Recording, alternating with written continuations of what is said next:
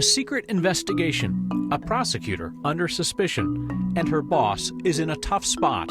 Her boss, by the way, is you. STEM School Highlands Ranch says it didn't know that its security guard had a gun until he started firing. Money donated to recall the governor gets diverted for another purpose. Colorado is planting hemp as far as the eye can see. And I can see a mountain community is making sure that a brave young man is welcomed home properly.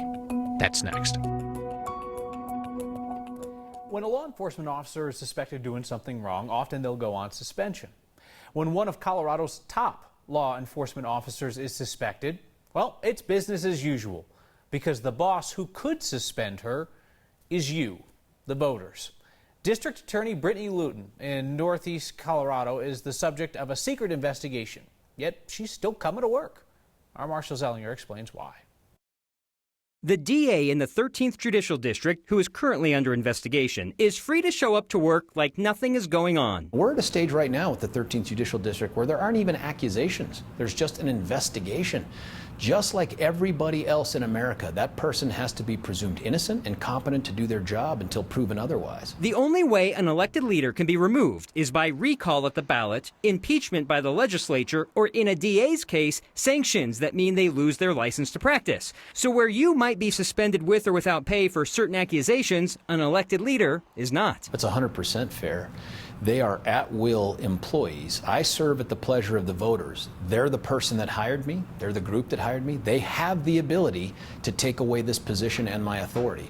Whether or not that ability means it can be exercised in a day or a week or a month is not nearly as important as the fact that they hold the strings to the power of this position. You know what? Every once in a while, George Brockler gets it right. Wow.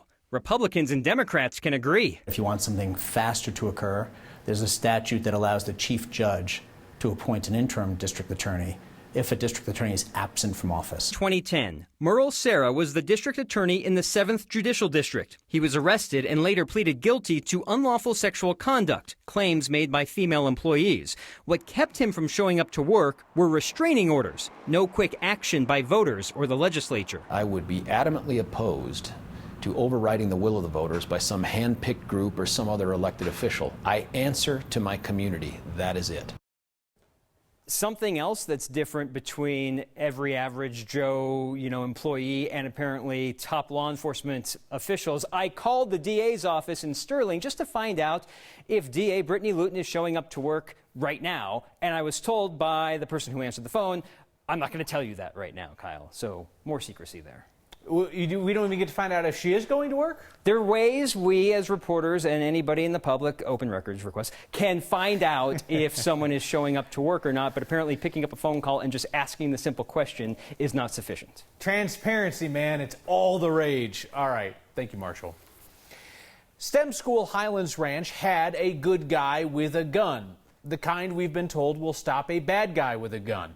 Instead, investigators think the school's good guy with a gun accidentally fired at other good guys with guns and also shot a good kid without a gun before that guard successfully disarmed one of the suspects.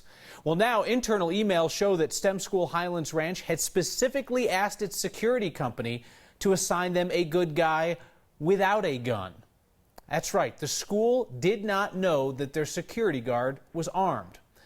The fact that STEM School Highlands Ranch thought that it had unarmed security the day of the school shooting has been kept quiet ever since May. It was only the excellent reporting of Jesse Paul of the Colorado Sun this morning that got a hold of the school's internal emails. Those are emails that we have since now received and verified ourselves through our own open record request. And sure enough, they show that school leaders specifically asked for an unarmed officer. School leaders say they never knew that the guard there had a gun until he started firing. Boss Security would not comment today.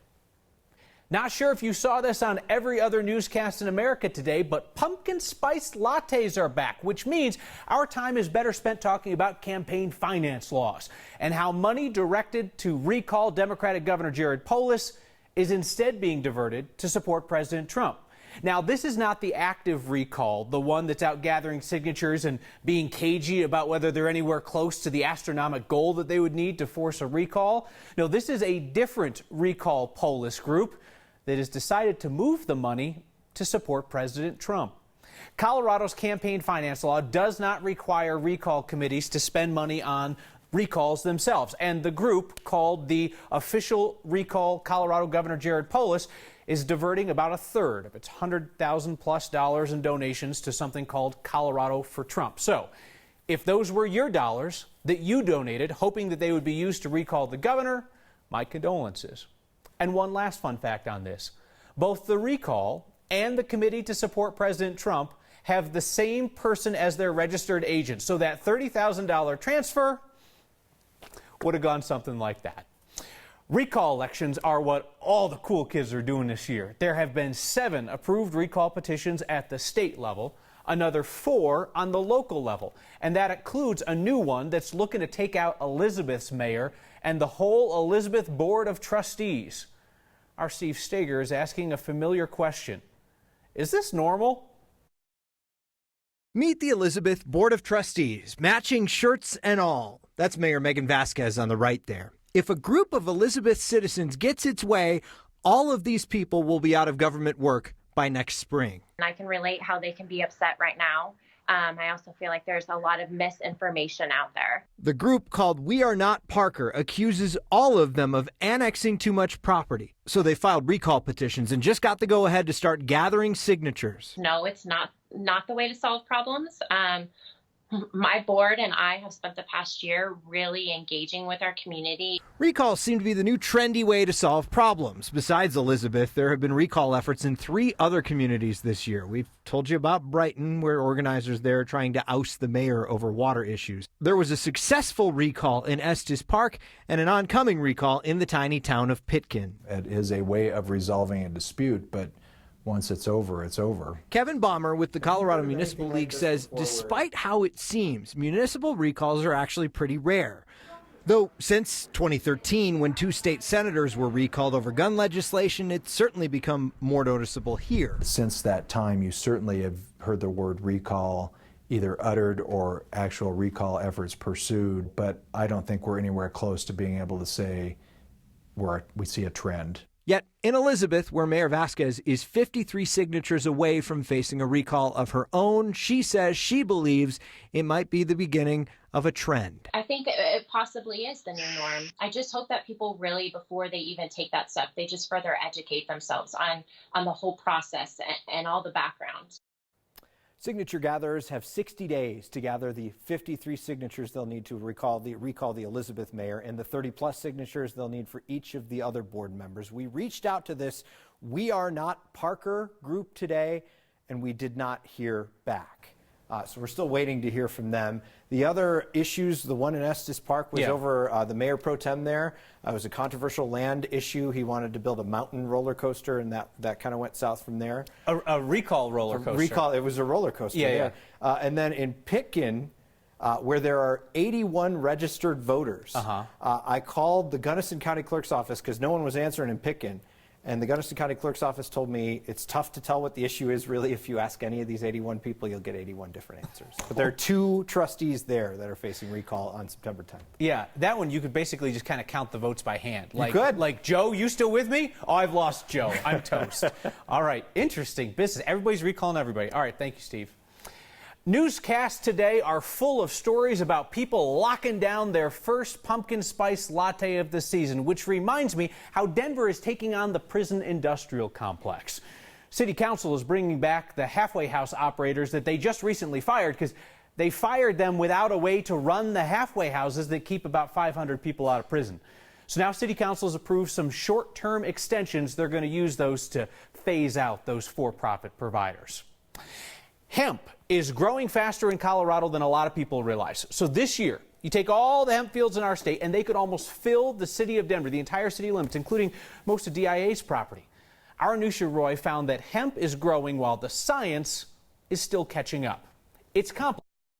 Before the hemp bandwagon was even built, there's no undisputed heavyweight champion of the hemp industry yet. Justin Henderson jumped on it. Are these all back? And started researching it 11 years ago. Happy with it so far. And is now growing hemp in several states, including Colorado. I'd say over the last 6 months to a year, it's really become kind of a national phenomenon. Hemp was legalized under federal law in December. Since then, Henderson says the price skyrocketed from around $40 a pound to as much as $700.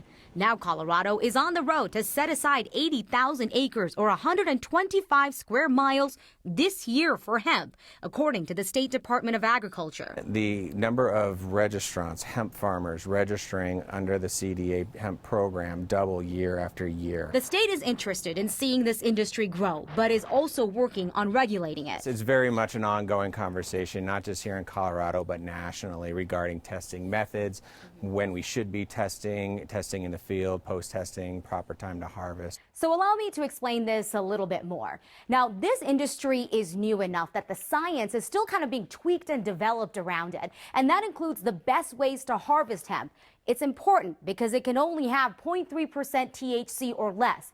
Anything more than that is considered illegal marijuana, and that's when people can start to get in trouble. Regulation is always going to have a lag behind the industry because the industry is going to be innovating, and that's fine. So you have to leave enough time on the back end after it's been tested to make sure that it doesn't go high. Part of that responsibility is with the state that tests the hemp, and any legitimate company would also list what's in their products on their labels. So hemp can be used in clothing, foods, healthcare products as well, but Henderson says some people are also using it for anxiety and PTSD. But Kyle, there's going to be a lot more research that's going to be done to explore that connection as well. But yet Colorado's saying, go for it, everybody, go for it, while this research is still being done. Yeah, so you know, this was a controlled substance for decades, so it was never researched, never developed, and then all of a sudden it was allowed, whether it was a pilot program, completely legalized, and at the end of the day, it's here, people are taking part in it, so they need to at least collaborate with the people who want to make some money off of hemp. All right. Anusha, thank you. Bailey, Colorado. Small town, big love for a young boy who survived a mountain lion attack. The problem is underground. The solution could be in the air. Drones diagnosing soil issues, like the one under US 36. And next, viewers say we aren't giving enough credit to Wyoming. So let's tip our cap to Colorado's hat. Next.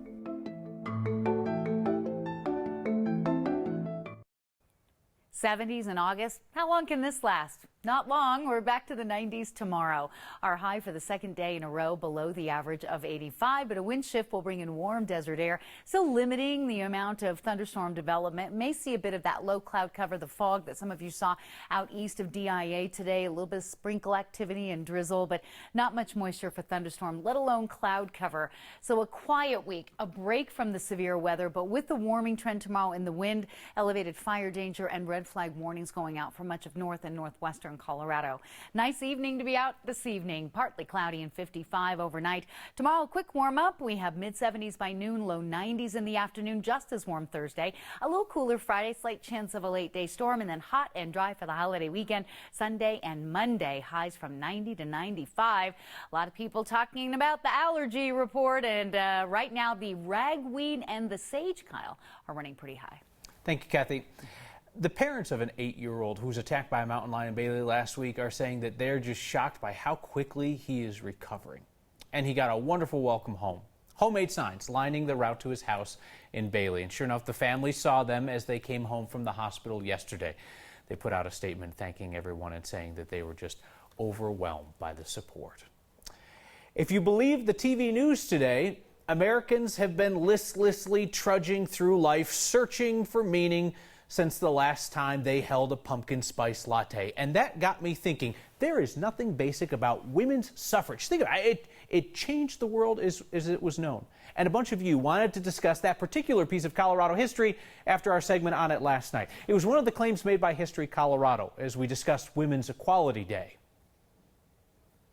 So you folks said we were not giving Wyoming the credit that Wyoming was due, because Wyoming's territorial government was the first government to guarantee women the right to vote. Women in Wyoming have been voting longer than they have anywhere else in the U.S., 150 years. The men in the territorial legislature passed women's suffrage in December of 1869. That was 2 decades before Coloradans voted to pass a law granting women the right to vote here. By 1893, Wyoming's women had been voting for 24 years. Both as a territory and as a state, but I totally understand that Colorado would be very proud of the fact that they were the first population to vote on and for women's suffrage. I am so proud that so many people around our region recognize Wyoming as being the first state to grant women the right to vote. We can give Wyoming that, can't we? Okay. All right, we've decided we're going to give Wyoming that. When Wyoming became a state in 1890, women in Wyoming were able to start voting in presidential elections. That's something Colorado could not say at that time. Show a scientist soil and they can predict harvests, floods, even failing foundations. Now they have a new view from drones. And pre-season sledding is the most Colorado thing we've seen today. Next.